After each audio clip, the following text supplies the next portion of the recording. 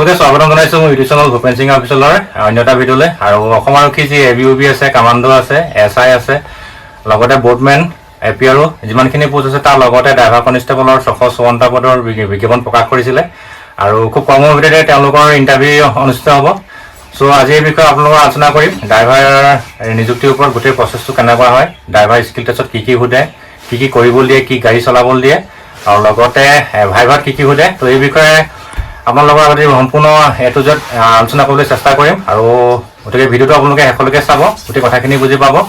আৰু যিসকলে মোৰ চেনেলটো নতুনকৈ চাইছে তেওঁলোকে ছাবস্ক্ৰাইব কৰি দিব। আৰু এই বিষয়ে আলোচনা কৰিবলৈ আজি মোৰ মাজত উপস্থিত আছে, আমাৰ মাজত উপস্থিত আছে নৱনিযুক্ত ড্ৰাইভাৰ কনষ্টেবল ক্ষীৰোদ হাজৰিকা, ৰিচুক আলী আৰু আন এজন আছে পিংকল গগৈ। তেওঁলোকে আজি ট্ৰেইনিং পাছ কৰি আহিছে ড্ৰাইভাৰ কনষ্টেবলৰ পৰা, বৰ বেছি দিন হোৱা নাই, নলবাৰীত ট্ৰেইনিং কৰিছিলে। চ' এই বিষয়ে আপোনালোকৰ লগত আলোচনা কৰিম। প্ৰথমে আপোনালোক সকলোকে মোৰ চেনেললৈ স্বাগতম জনাইছোঁ আৰু লগতে শুভেচ্ছা জনাইছোঁ অসম আৰক্ষী বন বিভাগৰ নতুন চাকৰি পোৱাৰ বাবে। তো আপোনালোকে প্ৰথমে প্ৰচেছটো কি কৰিব লাগিব এইবিলাক কওকচোন অলপ এই বিষয়ে। নমস্কাৰ, মোৰ নাম ক্ষীৰোদ হাজৰিকা। মই প্ৰথমতে কেনে প্ৰচেছটো কৰাৰ আগতে মই প্ৰথমতে ছাৰক ধন্যবাদ জনাইছোঁ, কাৰণ আজি ছাৰৰ চেনেলটো চাই আজি ইমানখিনি পালোহি। আজি সৌভাগ্য, ট্ৰেইনিঙৰ পিছতো আহি ছাৰকে লগ পালোঁ। ছাৰৰ আমি এতিয়া বৰ্তমান একে হেডকোৱাৰ্টাৰত আছোঁ, ছাৰৰ লগতে আছোঁ। চ' ছাৰলৈ বহুত বহুত ধন্যবাদ। আৰু সঁচাই বহুত ইনস্পিৰেশ্যন হৈছিলোঁ ছাৰৰ ভিডিঅ' চাই। প্ৰথমতে মই এনেকৈ চাই ফুৰিছিলোঁ, ক'তো আমি পোৱা নাছিলোঁ ড্ৰাইভাৰ কনষ্টেবল কি, ড্ৰাইভাৰ কনষ্টেবল হ'ব কি বস্তুখিনি ছাৰৰ ভিডিঅ'ত আমি চালোঁ।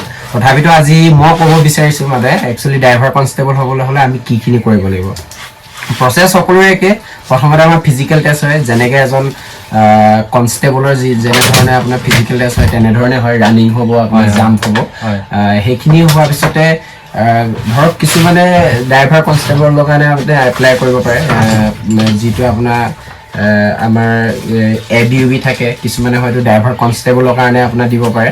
চ' সেইখিনি দিয়াৰ পিছত আমাৰ ফিজিকেলৰ মাৰ্কৰ ওপৰত ডিপেণ্ড কৰি আমাৰ এডমিটখন আহে স্কিল টেষ্টৰ কাৰণে। প্ৰথম আমাৰ ড্ৰাইভাৰ কনষ্টেবলৰ পিছত ডাইৰেক্ট আমাৰ ৰিটেনৰ কাৰণে নাহে, প্ৰথম আমাৰ আহে স্কিল টেষ্টৰ কাৰণে। চ' আপোনাৰ ফিজিকেল যদি ভাল হয়, মিনিমামটো আজিকালিতো চবেই জানে 30 তলত পালেতো একো প্ৰায় নোহোৱাই হৈছে। 30 ওপৰত পাবলৈ সকলোৱে চেষ্টা কৰিব লাগে। 31, 32 কাট অফটো আজিকালি সকলোৰে আহে, যিহেতু এতিয়া 600 কিমান পোষ্ট দিয়া বুলি আমি শুনা পাইছোঁ।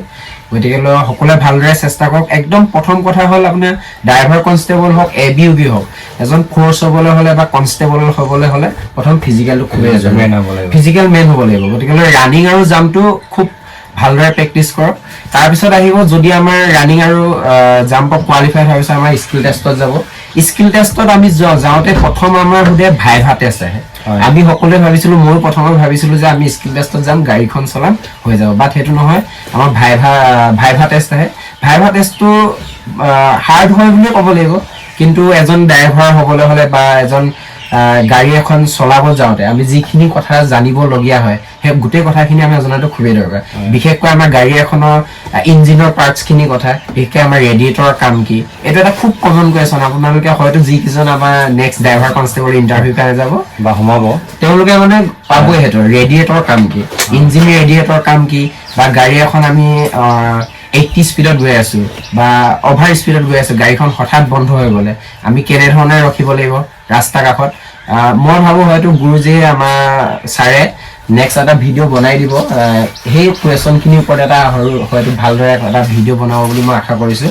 আৰু সেই কুৱেশ্যনখিনি আমি এতিয়া যদি ডিছকাছ কৰিব যাওঁ যথেষ্ট মানে দেৰি হৈ যাব, ভিডিঅ'টো দীঘলীয়া হৈ যাব।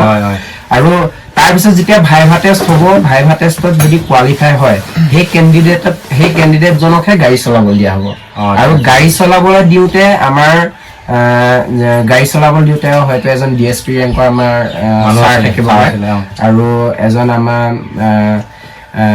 লগত এজন আমাৰ ড্ৰাইভাৰ গুৰুজীও থাকে। তেওঁলোকে গাড়ীখন আমাক লৈ যাবলৈ দিয়ে।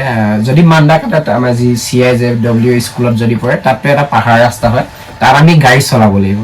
আৰু সেই গাড়ী চলোৱাৰ পিছতো আমি গাড়ী চলাওঁতে বহুতখিনি কথা আমি ধ্যান দিবলগীয়া থাকে, যিহেতু আমি গাড়ীখন চলাওঁতে আমাক বিভিন্ন ধৰণৰ চাই। আমি চিটত বহি, গাড়ীখনৰ চিটত বহি আমি পজিশ্যনটো কেনেকুৱা আছে, হয়তো কিছুমানৰ চিটটো অসুবিধাও হৈ থাকিব পাৰে, সেই ঠিক কৰা পজিশ্যনটোলৈকে আমাৰ আছে নিজৰ পজিশ্যনটো। আৰু 2 নম্বৰ কথা হ'ল আমাৰ চিট বেল্টডাল খুবেই জৰুৰী। আমি যদি চিট বেল্টডাল নলগোৱাকৈ আমি গাড়ীখন ষ্টাৰ্ট কৰি লৈ যাওঁ, আমি তাতেই ফেল। আৰু সিট বেল্ট লগোৱাৰ পিছত আমাৰ টাৰ্নিং থাকে, কিছুমান টাৰ্নিঙত আমাৰ সিগনেলৰ কথা আহি যায়, আৰু কিছুমানৰ কি হয় আমাৰ বেক কৰি লৈ আহিব লাগে। গতিকে এজন ড্ৰাইভাৰ কনষ্টেবল হ'বলৈ হ'লে তেওঁ ফিজিকেলৰ পৰা ধৰি ভাইভাৰ পৰা ধৰি গোটেই ইঞ্জিনৰ কথা জনাৰ লগতে ড্ৰাইভিং স্কিলটো খুব ভাল হ'ব লাগিব। তাৰপিছত সেই ড্ৰাইভিং স্কিল হোৱাৰ পিছত আমাৰ পুনৰ আকৌ এটা মেৰিট লিষ্ট আমাৰ মাৰে, মানে এটা কাট অফ লিষ্ট মাৰে। সেই কাট অফ লিষ্টত যদি আমাৰ ৰিটেনৰ কাৰণে আমাৰ নাম আহে, আমি আকৌ ৰিটেন এক্সাম দিব লাগিব। আৰু ৰিটেন এক্সাম আমি খুব ভাল কৰাটো আমাৰ খুবেই জৰুৰী। যিহেতু ময়ো মই ফিজিকেলত বহুত ভাল নাছিলোঁ, তথাপিতো মই কোৱালিফাইড হ'লোঁ। কোৱালিফাইড হৈ মোৰ ৰিটেন ভাল হোৱাৰ কাৰণে হয়তো ভগৱানৰ কৃপাত আজি ইয়াতে আহি আছো। গতিকে ৰিটেন ভাল কৰাটো আজিকালি অসম চৰকাৰৰ চাকৰি বুলি ক'লে ৰিটেনটো খুব জৰুৰী। গতিকে আপোনালোকে যিসকলে প্ৰেক্টিচ কৰি আছে তেওঁলোকে বৰ্তমানৰ পৰা পঢ়াটোতো যাতে জোৰ দিয়ে, সেইটো মোৰ ফালৰ পৰা অনুৰোধ থাকিল। গতিকে পঢ়াটো খুব জৰুৰী। এতিয়াৰ পৰা আপোনালোকে ভালদৰে পঢ়া শুনা কৰি যাওক। আৰু ৰিটেন হোৱাৰ পিছত আকৌ আমাৰ এটা ভাইভা হয়, যিটো আমাৰ ফাইনেল ভাইভা। সেই ভাইভাত যদি আপুনি ডিপাৰ্টমেণ্ট ৱাইজৰ আপোনাৰ কুৱেশ্যন হ'ব পাৰে।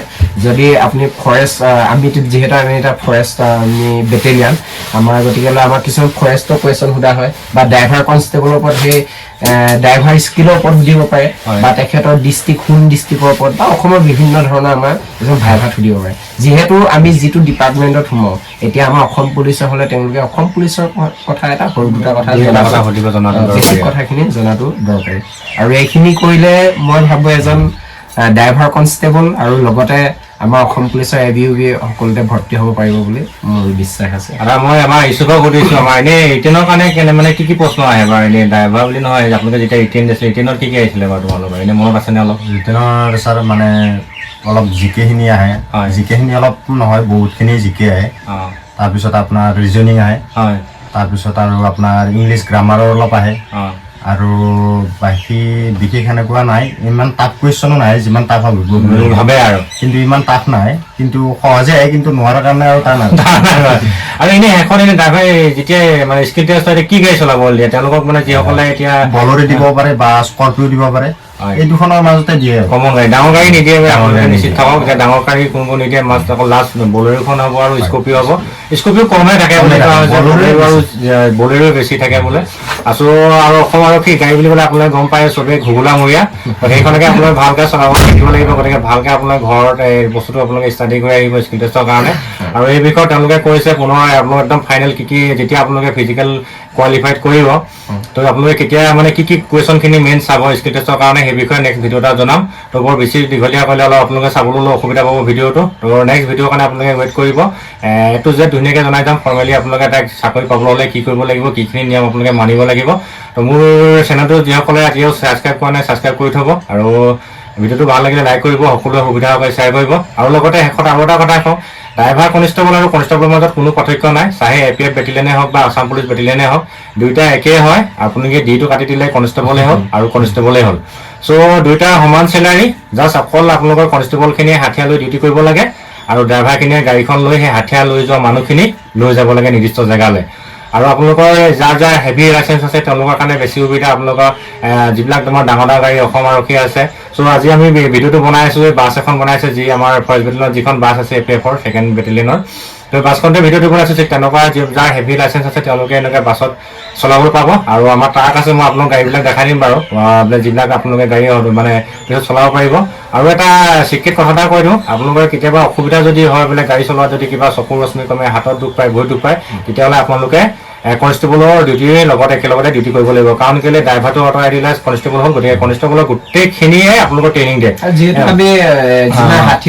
যিমানখিনি আছে গোটেইখিনি এওঁলোকে চব কৰি দিছে। আপোনাৰ অসম আৰক্ষীত যিমানবিলাক আৰ্মছ আছে গোটেই আৰ্মছবিলাকে শিকাব, FC টেকটিক্স চব শিকাব, আৰু লগতে আপোনালোকে কি হয় ফায়াৰিং চাইং চব দিয়াব। মানে আপোনালোকে অকল জাষ্ট ডিটো আঁতৰি দিলে কনষ্টেবল হ'ল, আৰু কনষ্টেবলৰ গোটেই কামখিনিয়ে আপোনালোকে কৰিব লাগিব বা শিকিব পাৰিব। চ' ভিডিঅ'টো ভাল লাগিলে লাইক কৰিব, গোটেই কথাখিনি শ্বেয়াৰ কৰিলোঁ, কেনে পালে জনাব। তো সকলোলৈকে পুনৰ লগ পোৱাৰ আশাৰে ধন্যবাদ।